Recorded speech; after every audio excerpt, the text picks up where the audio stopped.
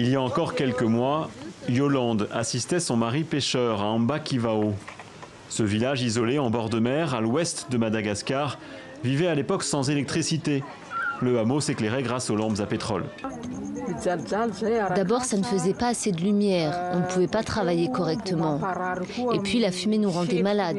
Les enfants n'arrêtaient pas de tousser et ils avaient les narines noircies. Aujourd'hui, cette quinquagénaire malgache s'est imposée comme l'ingénieur solaire du village, aux côtés de 3 autres femmes, toutes sélectionnées par 2 ONG pour s'envoler vers l'Inde, formées sur place par des techniciennes spécialisées en énergie solaire. Quand on est parti, j'avais un peu peur parce qu'on ne connaissait pas ce pays. Ce qui m'a surtout impressionné, ce sont les lumières. Ah, c'était vraiment éblouissant de voir toutes ces lumières en Inde. On avait de la lumière tout le temps, sans interruption. Le ventilateur marchait à longueur de journée. Pareil pour l'électricité. Il n'y avait pas de coupure de courant.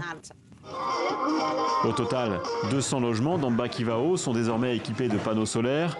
La vie a changé pour les habitants. Ils peuvent étudier, cuisiner ou travailler le soir venu.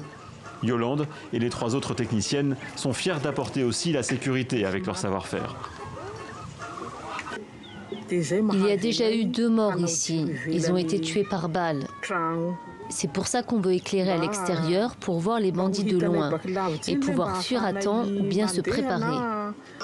À Madagascar, 94% de la population est privée d'électricité.